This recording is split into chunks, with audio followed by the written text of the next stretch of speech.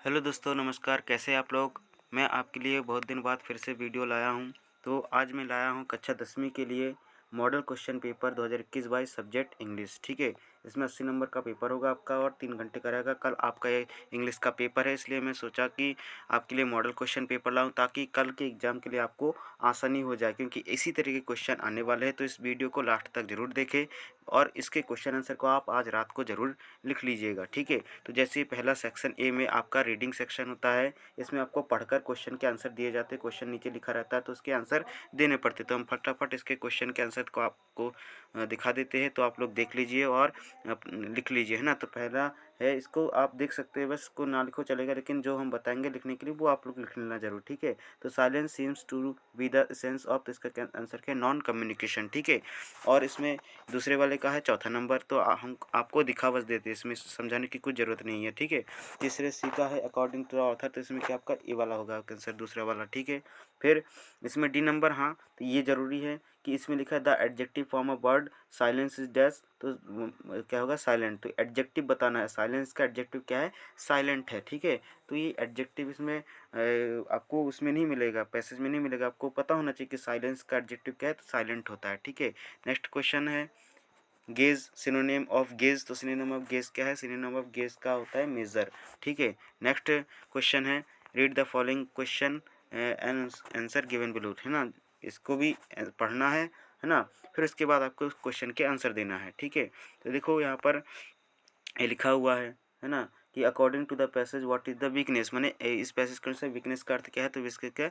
डिसयूनियन। क्या है? डिसयूनियन है। ठीक है, डी चौथा नंबर। फिर ये देख लीजिए, फिर आपका देखिए ये वाला क्वेश्चन है, देख लीजिए to win a battle an army must work as one man. ठीक है, फिर divide and conquer was motto of, क्या हो जाएगा? नेपोलियन का मोटो था कि डिवाइड एंड कॉन्कर। ठीक है, तो देखिए यहाँ पर लिखा है ये यहाँ पर Napoleon's motto was divide and conquer. ठीक है, तो इस तरीके से आप लोग ढूंढ सकते हैं इसमें। ठीक है, तो ये ढूंढ कर आपको ये करना पड़ता है। ठीक है, नेक्स्ट है क्वेश्चन नंबर तीसरा में आपका है कि read the passage and make note on it and also give a suitable title, मतलब इसमें टाइटल लिखना है आपको, टाइटल लिखना है और नोट्स बनाना है। ठीक है, नोट्स कैसे बनाते हैं तो हम बताते हैं आपको। देखिए नीचे कैसा लिखा है कि जैसे इसमें कोई पॉइंट उठा लिया आपने, उसमें पहला पॉइंट में आपका पॉल्यूशन मिल गया। ठीक है, तो पॉल्यूशन से संबंधित जो कुछ भी वहाँ पर लिखा होगा उसमें लिख देना है, जैसे फॉलिंग एनवायरनमेंट, इफेक्टिव नेचर, है ना, डिस्ट्रक्टिंग वन ला। ठीक है, शॉर्टेज ऑफ वाटर, मैंने पॉल्यूशन का क्या होता है? तो वाटर की कमी हो जाती है, क्लाइमेट चेंज हो जाती है। ठीक है, उसी तरीके से टी पेस, मैन टी पेस, है ना, तो इसमें एयर, वाटर, नॉइज, सॉइल। ठीक है, फिर है कॉज, मेन कॉज क्या है कि आपका स्मोक है, हार्मफुल वेस्ट है, हार्मफुल केमिकल्स है, ये पेस्टिसाइड्स है, इस तरीके से। ठीक है, फिर डिसीज में यानी कि आपका पॉल्यूशन के कारण डिसीज़ क्या होता है? तो डिसीज़ में आपका ड्यू टू एयर पॉल्यूशन के कारण आपका लंग कैंसर हो सकता है और हार्ट डिसीज में हृदय रोग हो सकता है। कंट्रोल में lace use of plastic bags, pesticide और व्हीकल्स। ठीक है, टाइटल आपका क्या है? इस टाइटल में पूरे में एनवायरनमेंट के बारे में, पॉल्यूशन के बारे में लिखा है, तो इसका जो टाइटल होगा वो आपका एनवायरनमेंट पॉल्यूशन होगा। ठीक है, तो आपको याद रखना है। ठीक है, एनवायरनमेंट पॉल्यूशन लिखा है तो एनवायरनमेंट पॉल्यूशन इसका आंसर है, पर्यावरण प्रदूषित, है ना। फिर ये चौथा नंबर क्वेश्चन में आपका ये ट्रांसफर सर्टिफिकेट से संबंधित, तो इसमें देखिए लिखा है Q R Arun Tripathi reading in 10th government high school Rewa, मतलब आप त्रिपाठी है और आप कक्षा 10वीं में हाई स्कूल रीवा में पढ़ रहे हैं। ठीक है, आप write an application to the principal of your school requesting him to issue your transfer certificate because your father has been transferred to Bhopal. आपके जो पिताजी है वो कहाँ हो गया? ट्रांसफर टू भोपाल हो गया है। ठीक है, तो आप लोग जो रटा रटा है वो नहीं लिखना है, आपको लिखना तो वही है, लेकिन इसमें जो क्वेश्चन में आपका नाम दिया है अरुण त्रिपाठी, तो अरुण त्रिपाठी ही लिखना है, और यहाँ पर ट्रांसफर टू भोपाल लिया है तो आपको ट्रांसफर टू भोपाल ही लिखना है। ठीक है, तो आप और दूसरा है you are Rakesh Mishra write a letter to your friend Manish inviting him to attend your youngest brother's party, तो ब्रदर्स पार्टी। ठीक है, तो ब्रदर्स बर्थडे पार्टी में बुलाने के लिए मनीष को आप बुला रहे हैं, यंगर ब्रदर अपने छोटे भाई को के बर्थडे पार्टी में। ठीक है, तो इसके लिए लिखा है, तो ये आपको वही वाला लेटर वाला लिखा है, तो ना टीसी आपको तो पता ही होगा, तो आप लोग अगर टीसी नहीं बन रहा तो ये लेटर लिख सकते हैं आप। देख लीजिए लेटर कैसे, है ना। तो सबसे पहले ऊपर है अपना जो यहाँ पर महाकालेश्वर रोड उज्जैन MP है, ये तारीख लिख दिया। ठीक है, ठीक है। उस तरीके से डियर मनीष, क्योंकि मनीष को आप लिख रहे हैं तो डियर मनीष लिखा, I hope this letter finds you या बेस्ट ऑफ, इस तरीके से आप लोग ये पूरा यहाँ तक लिखना है। लास्ट में सिंसियरली योर्स, जो जिसका नाम होगा वो राकेश मिश्रा ने, ये राकेश मिश्रा यहाँ पर लिखा है ना कि आप राकेश मिश्रा हो, तो उस समय आपको राकेश मिश्रा बन जाना है, ठीक है। तो नीचे आप लिखना है राकेश मिश्रा का नाम, ठीक है। उसके बाद आता है राइट एन ऐसे ऑन टॉपिक, तो ये आपको पता ही है कि वर्ल्ड ऑफ साइंस ही पूछा जाता ही है, तो ये तो लिख सकते हैं आप लोग, ठीक है, इस तरीके से। उसके बाद आप देखिए कि इसमें आर्टिकल लिखा है, ठीक है। क्या करना है आपका, ये राइट एन आर्टिकल, वो अथवा में, तो आपको बंडल सेंस करना है, उसको देखने की जरूरत नहीं है। अभी वाला देखिए क्या लिखा है क्वेश्चन में कि on the basis of the picture given below right a short paragraph about importance of saving tree. मतलब कि कह रहा है कि इस पिक्चर को देखकर आप short paragraph about importance of saving tree, मैंने पेड़ की सुरक्षा के लिए, है ना, पेड़ की इम्पोर्टेंस आप बताइए, पेड़ की सुरक्षा का इम्पोर्टेंस आप बताइए, और इसके बारे में इंग्लिश में लिखना है यहाँ पर, ठीक है। तो आप लोग यहाँ पर नीचे देख सकते हैं लिखा हुआ है कि from childhood we have heard the trees are our best friend but in practical life we did not see anyone who treats trees. इस तरीके से ये आपको पैराग्राफ लिखना है, ठीक है। इसमें अच्छा नहीं लिखा है उतना अच्छा, लेकिन आप लोग अपने मन से अगर बना के लिख सकते हो तो लिख सकते हैं, ठीक है। इसमें उतना खास नहीं लिखा है, ठीक है, लेकिन फिर भी आप ये भी लिख सकते हैं। आप लिख सकते हैं कि plants is very important in our life, plants give me oxygen, है ना, कि प्लांट्स हमें ऑक्सीजन देती है ना, और कार्बन डाइऑक्साइड, विषैले जो गैस है कार्बन डाइऑक्साइड वो पेड़ लेती है ना। पेड़ क्या है, पेड़ होने से हमारा क्या होगा, वातावरण अच्छा रहेगा। इस तरीके से आपको इंग्लिश में लिखना है, ठीक है। तो पेड़ से इंपॉर्टेंस के बारे में आपको लिखना है। यहाँ पर कुछ पॉइंट्स यहाँ पर देख सकते हैं आप, ये सेव ट्री लिखा है, जैसे कि नीचे लिखा if you cut a tree you cut your life, है ना, यदि आप पेड़ काटते हैं तो यानी आप अपनी ज़िंदगी को काट रहे हैं। तो इस तरीके से आप यहाँ पर लिख दीजिए, इसी को लिख दीजिए यहाँ पर, कोई दिक्कत नहीं, ठीक है। ये ऑक्सीजन आपको मिलता है पेड़ से, है ना, इसको पेड़ को काटना चाहिए नहीं काटना चाहिए कभी भी, ठीक है। इस तरीके से सारी चीज़ें लिखी हुई है ना, पेड़ से बहुत इंपॉर्टेंट चीज़ होता है, ठीक है। अब आपका सेक्शन सी ग्रामर सेक्शन देख लेते हैं, ठीक है। सेक्शन सी में ग्रामर है, तो सबसे पहले इसमें C dash her homework daily, मैंने कि मैं अपना होमवर्क डेली करती हूँ, तो इसमें डू आएगा, डज आएगा, डिड आएगा। तो जिन्होंने भी टेंस पढ़ा होगा तो उनको पता होगा कि ही शी इट नेम के साथ क्या लगता है, डज लगता है ना। तो यहाँ पर क्या आएगा, डज हर वर्क डेली, ठीक है। फिर नेक्स्ट है मोहन डाइड डैश मलेरिया, तो इधर मोहन मलेरिया से क्या हो गया, मर चुका है, तो ऑफ आएगा, ऑफ मलेरिया के कारण, ठीक है। फिर है स्टूडेंट्स डैश ओबे देयर टीचर्स, तो इसमें शुड आएगा, मस्ट आएगा या आउट आएगा, तो इसमें क्या आएगा आपका शुड, स्टूडेंट्स शुड ओबे देयर टीचर्स, है ना, मैंने कि स्टूडेंट्स को टीचर की सम्मान करनी चाहिए।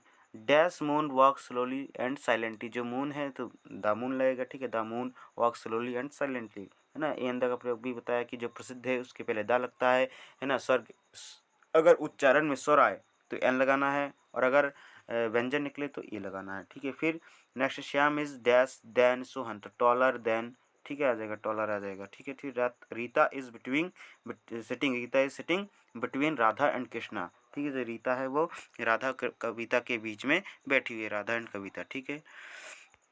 आगे बढ़ते हैं, डू एज डायरेक्टेड देख लेते हैं, ठीक है। तो टेंस इंपॉर्टेंट है डू एज डायरेक्टेड के लिए, तो जैसे आई डू माई होमवर्क, तो इसमें चेंज नेगेटिव करना है, तो I do not do my homework, do not लिखा है वो डोंट भी लिख सकते हैं आप। चिल्ड्रन रीड बुक्स, तो इसका चेंज इनटू बॉयज़ करना है, तो क्या करोगे, पीछे का आगे कर दोगे बुक्स, और बुक्स बहुत सारे तो इसलिए क्या लगेगा, आर लगेगा, बुक्स आर। रीड का थर्ड फॉर्म क्या होता है, रीड ही होता है, और अब फिर प्लस वाई तो वाई लग गया, फिर चिल्ड्रन, ठीक है, इस तरीके से। फिर आपका ये रिलेटिव क्लॉज, तो ये क्लॉज जो बना है, Rohan who is my friend is sitting at the last bench, इस तरीके हु लग गया कहाँ पर, यहाँ पर, ठीक है, रोहन, ठीक है, कोई बात दिक्कत नहीं। फिर इसमें देखिए प्रेजेंट परफेक्ट टेंस में बनाना है आपको, इट इज़ रैनिंग का, इट इज़ रैनिंग का चेंज पर प्रेजेंट परफेक्ट टेंस का क्या होता है, सूत्र सब्जेक्ट होता है। फिर हैज़ हैव होता है, हैज़ हैव होता है, फिर प्लस वर्ब का थर्ड फॉर्म होता है, फिर ऑब्जेक्ट होता है, ठीक है, ये वर्ब का थर्ड फॉर्म है इधर, ठीक है। तो यहाँ पर इट इज़ रैंड, तो इट हैज़ रैंड हो गया, ठीक है। और ये आपका अनलेस इफ किस तरह, unless in place of if, माने इफ़ के स्थान पर क्या लगाना है, अनलेस। तो जहाँ पर इफ़ लिखा है यहाँ पर क्या लगा देना, अनलेस। तो if you run fast you can catch the train, है ना। यदि आप तेज़ दौड़ते हैं तो आप क्या कर सकते हैं, ट्रेन को पकड़ सकते हैं। तो इसमें क्या लग जाएगा, यदि एफ मतलब यदि होता है और अनलेस मतलब यदि नहीं। तो unless you run fast you can't catch the train, यदि आप तेज़ नहीं दौड़ते हैं तो आप ट्रेन छूट जाएगा, इस तरीके से, ठीक है। तो यहाँ पर जैसे ही अनलेस यहाँ पर लगाओगे और बाकी ये चीज़ लिखोगे, दोनों सेंटेंस को जोड़ने के लिए कुछ नहीं करोगे, तो नेक्स्ट जो सेंटेंस होगा, अगला सेंटेंस, वो अगर अफर्मेटिव में है तो वो नेगेटिव में हो जाएगा, ठीक है, क्योंकि ये नेगेटिव बना दिया आपने, है ना। यहाँ पर तो अफर्मेटिव था, इफ यू रन फास्ट, तो यहाँ पर भी अफर्मेटिव, यहाँ पर भी अफर्मेटिव, लेकिन यहाँ पर अनलेस लगाने से ये क्या हो गया, नेगेटिव। तो ये नेगेटिव हो गया, तो ये भी नेगेटिव, दोनों का मतलब सेम होना चाहिए। ये यदि आप तेज़ दौड़ते तो आप ट्रेन पकड़ सकते हो, और इसी में अनलेस लगा, तो यदि आप तेज़ नहीं दौड़ते तो क्या है, ट्रेन नहीं पकड़ पाओगे। दोनों का मतलब एक ही हुआ ना। उसी तरीके से अब आपका छठवें क्वेश्चन में, Usha runs very fast she can win the race, है ना। Combine the sentence using so that, है ना। तो ये सो आ जाएगा आपका कहाँ पर, वेरी के स्थान पर, जहाँ पर वेरी लिखा होगा वहाँ पर क्या लग जाएगा, सो लग जाएगा, और दूसरे सेंटेंस को जोड़ने के लिए दैट लगा देना, बस एकदम आसान है, ठीक है। आगे बढ़ते हैं। अब इसमें क्वेश्चन ऑब्जेक्टिव क्वेश्चन, छः ऑब्जेक्टिव क्वेश्चन पूछा गया। क्या पूछा गया कि हु वॉज लेंचो। तो लेंचो क्या है, एक लेबर है, पास्ट पोस्ट मास्टर है, कि फार्मर है, कि कॉबलर है। तो ये इसका आंसर इधर पर फार्मर लिखा है। आप लोग पता है कि इसका पोस्ट मास्टर आंसर है कि फार्मर आंसर है, कंफर्म कर लेना, ठीक है। हु वॉज लेंचो, तो ये इसका फार्मर इधर आंसर दिखा रहा है, लेकिन हमने कहीं पर पोस्ट मास्टर देखा था।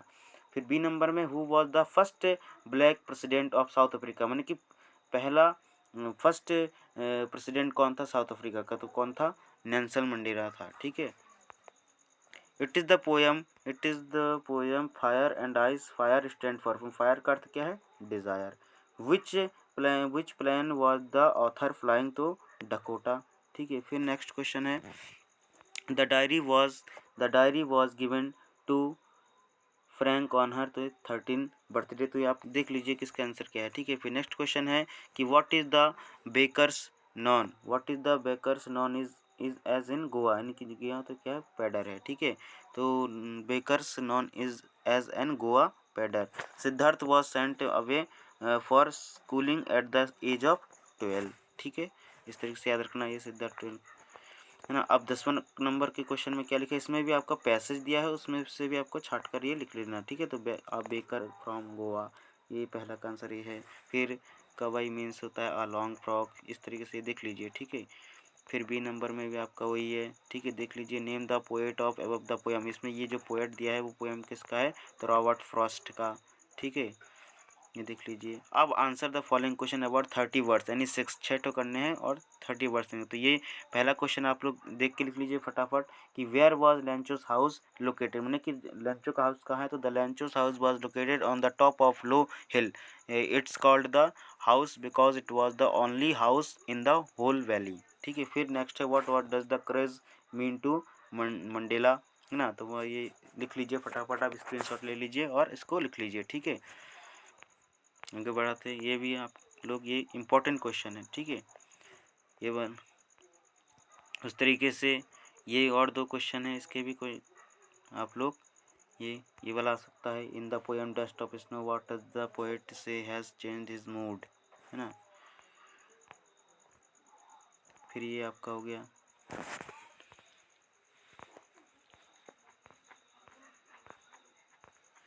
ये इसका भी आप स्क्रीनशॉट ले लीजिए फटाफट।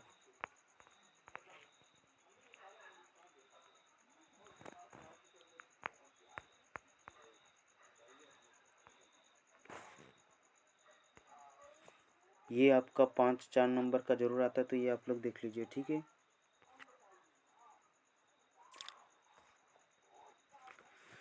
तो चलिए, थैंक यू सो मच, आप लोग अच्छे से एग्ज़ाम देना, ठीक है।